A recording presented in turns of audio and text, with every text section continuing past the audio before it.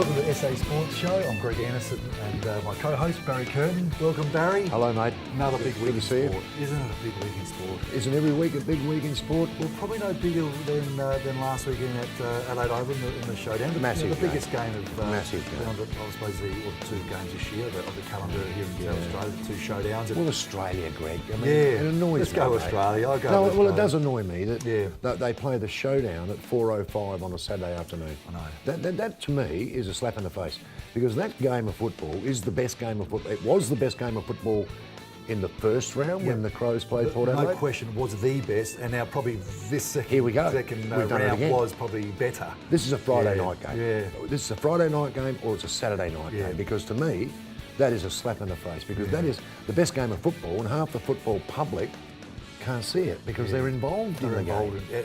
And you're right, sport. so many people are participating in sport, going to watch their kids play sport, which is all fantastic. And this is, for South Australia, it is our biggest game. It's a disgrace, Greg. No question. Well, especially when you get a Carlton, and I'm not having a go at anyone else, but when you get a Carlton St Kilda game on a Friday night, I was like, come on. Doesn't make sense. And you've got a showdown sitting there at 4:05 on a Saturday afternoon. I'm going to stay with the showdown. 2 points.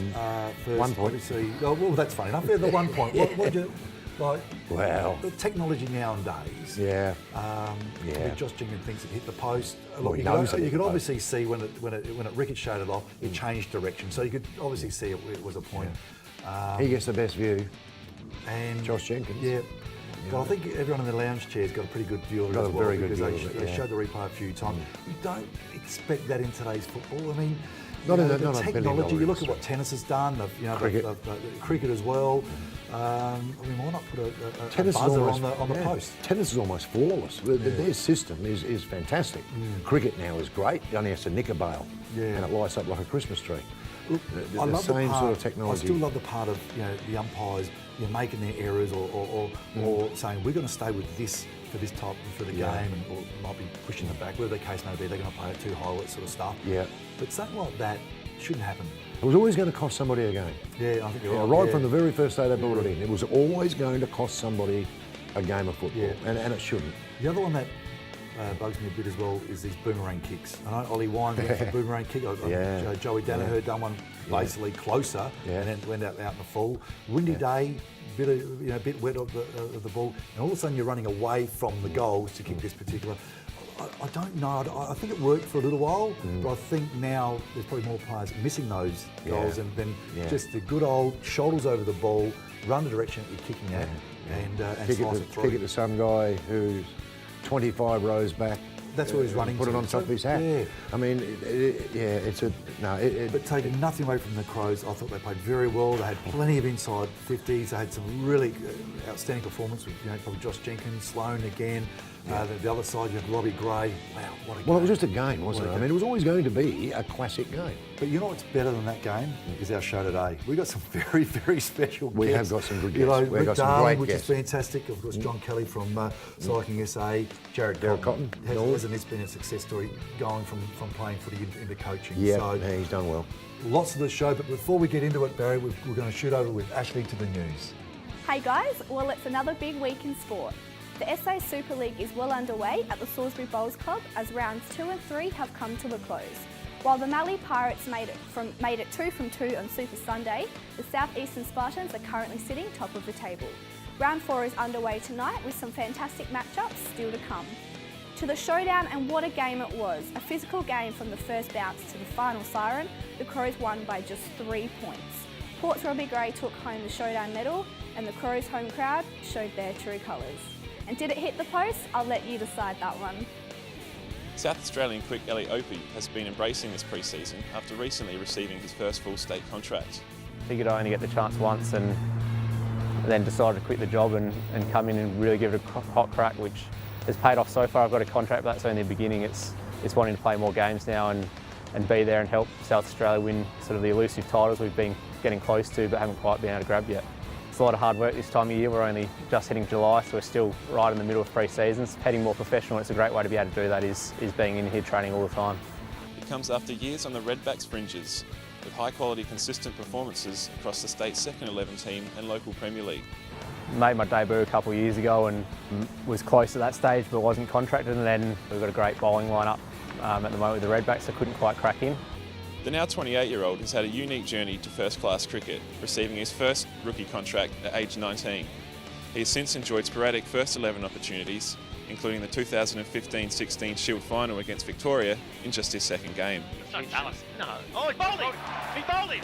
What a ball for the young pup. I suppose the toughest time was after that, because I got that chance and I got a taste for it and had sort of ticked that box and now wanted to move into becoming a regular player and couldn't quite get back in, and that's where it got tough. Citing the Redback strong bowling lineup, OP is realistic about the opportunities in the upcoming season. However, he cites Nick Winter's rapid rise last season as an inspiration and indicator as to what's possible with the current depth of the Redbacks.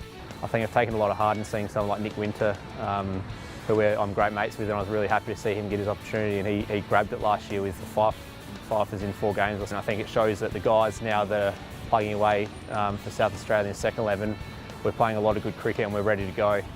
As for now, the fast bowler is just loving pre-season and excited about the team's prospects in the upcoming JLT One Day Series and Sheffield Shield season. Having guys ready to go will be a huge factor. And I can't see why we won't finally get those titles. I think once that starts happening, we'll go on and win quite a few more in the coming years. This has been Michael Sullivan reporting from Adelaide Oval for SA Sports Show. Going local with an all too familiar final margin, the Tigers beat the Roosters by 3 points with standout performances from Lachlan Hosey and Terry Millerer. And the Westies got it done over a young Magpies lineup. The Australian Country Hockey Championships are underway in Berry. Both SA teams fell to Victoria over the weekend in tight clashes, but the national title is still up for grabs as the tournament continues into the weekend. In netball, the under-15 girls have come home with gold, beating New South Wales by 7 goals in the state championships over the weekend. The team broke a 24-year drought when they lifted that trophy. Good on you, girls. Thousands of South Aussies honoured athletics legend David Fitzsimmons over the weekend. Fitzy's 5, a 5-kilometre fun run that circles Adelaide's inner city and its iconic locations. This year's fundraising efforts support the Leukemia Foundation and cancer research. Every bit counts in finding a cure for a terrible disease that touches the lives of so many Aussies every year. In basketball, the Adelaide 36ers have re-signed captain Brendan Tays on a 1-year deal for NBL 19. And it gets better for the Sixers, announcing American forward Jacob Wiley has joined the squad on a 1-year contract. He joins superstar Ramon Moore with just 1 spot remaining on their import list. Before we go, it'll be the Rocketoos versus the Anchors this Sunday at Norwood Oval. Be there by 12 p.m. to see the local musos take on the media for ultimate football supremacy. $5 at the gate to raise money for RecLink Australia, a one-of-a-kind organisation providing sport and art programs to disadvantaged Australians. I'll be there. Hopefully, it's an Anchors victory. Boys? And thanks very much, Ashley. Always gives us the best of the updated news. Best. Ashley. Best news reader. The best. Now we're down to the Southern Football League. Craig, welcome. Yeah, good afternoon, boys. How are we? How close is this season coming? I mean, there's so much movement that can happen even this week from 3rd to 7th. Yeah. So you've got it just ticking along beautifully. Well, when you look at the from Flaggies are sitting top with 1 game clear of Noarlunga, or 1 game clear of Christie's and Porties and Ronaldo. It's one game. It's pretty exciting. It is very much so, and with 3 rounds to go, anything can happen. Well, I said that to you. Well, except for Cove. Well, no, not except for Cove. We're looking at Cove. They play Port Noarlunga next week. Yep. Ronella play Flagstaff Hill. Yeah. So Flaggies win. Yes. Cove win. Yes. 2 points. There's only a game there again with 2 games to go. With 2 games to go. Do you know what happens after those 2 games? I do. Cove have a bye in between, so they've only got. Well, they can't lose that one. 2 games. So they've only got 2 games, not 3. All right. And how are you finding the season? Don't be smart. Up to date. I mean, this last couple of weeks, obviously, really important. And who you tips for the flag? Well, I've always said Flagstaff Hill, Yeah. back-to-back premiers already. Look to have the goods. Noarlunga although Noarlunga played Christie's last week, and Christie's off the bye again. We talked about that last week. We're good for a half. Noarlunga are a tough team. They are always a tough team. And they're really tough at home. Team because they play good finals Yeah, they footy. do. They always have. And so there's ever going to be an upset. I think Noarlunga could be the ones. You know. Well, don't discount Port Noarlunga either, because of the situation that happened. We all know what happened at the end of last season. So you get them in the final series, and they'll still have that fire in the belly, I reckon, to just go one better. Yeah. So Porties and Porties will get to play a final, maybe on their home ground. So at the end of the day, you know how hard it is to play down at Port Noarlunga. This sets up beautifully. Yeah, we'll go through some of the games this week. Christie's Beach versus Happy Valley. Well, Happy Valley are on a bit of a roll. I think they've won the last 4 games on the trot. Yeah. Christie's, as I say, for the first half last week, were right in it. It was a draw at half time. Really bad third quarter, didn't use the wind at all, and Noarlunga run over the top of them. But at home, I think they'll be too strong for Happy Valley. Okay. Happy Valley's always seem to have some good depth though, and obviously they do. That's starting to come back into the club. Yeah, they started the season with a lot of new youngsters, and as you were talking to Jared earlier, the situation is a lot of those kids and a new coach. It takes a little for the mill to work, so to speak. But look, they'll give a good account of themselves, the Vikings. Don't you worry about that. But the Saints at home, I think, will get the money. Yeah. And here's a make or breaker: the Cobras, at home. Port Noarlunga at home. Yep. At home, the Port Noarlunga, who are were they 4th? Yes. Okay. And going along quite nicely. Going along okay. This is we've said how important it was last week. And that was disappointing. You paid up your bet to Smythe, had No, did I have a bet with him? Yeah. I don't remember that. I bet he does though. Don't worry, he'll get back to you. But getting back to that, the Cove Footy Club again at home this week. They got to win. If this is their dead set last chance. Yeah. Very inconsistent this year though. They have. It'd be hard to put a few bucks on them for sure. No, I think Porties might nip their season to an finish end. it. Yeah. What about this game, Flagstaff versus Ranella? That's going to be a cracker. That is going to be a pearler. Absolutely cracker. Billy be out there in force. Can imagine after last week knocking off the Cove. So Billy's happy man at the moment. But I tell you what, Flagstaff Hill, as I said before, they're the side to beat, and they pick up a couple of blokes back. Sam Smith, back from injury, the big full forward. Oh, yep. He's back, and I believe Sam Tharrelson has been released from the Crows to. Well, that's a handy play play as well. He's been playing in that top-up scenario with the Crows in the SANFL, and he is a very, very good player. Now the last one here really makes no difference. Morphett Vale or it does the Morphett Vale. Why? Because the last time they went through a season undefeated was back in the 1940s. You mean undefeated or? Sorry, defeated. Right. Well, they haven't won a game. That's so right. They've been, you know. So it's important they win a game. Is that what you're saying? Well, you would hope for them. Well, they are bottom. The mighty Emus. They are bottom. I haven't seen how many points separate. It's only a game. It's only a game. Between the bottom percentage two? At the moment. And just the bottom two are just one game. Okay. And in the first game, Noarlunga knocked them off. Aldinga knocked them off. Yeah. Okay. So this is Morphett Vale's chance to get on the scoreboard. And it's at Morphett Vale. It's at Morphett Vale, so it's all in their favour. Can they do it? I saw Aldinga a couple of weeks ago, and I was pretty impressed with the way they ran the game out.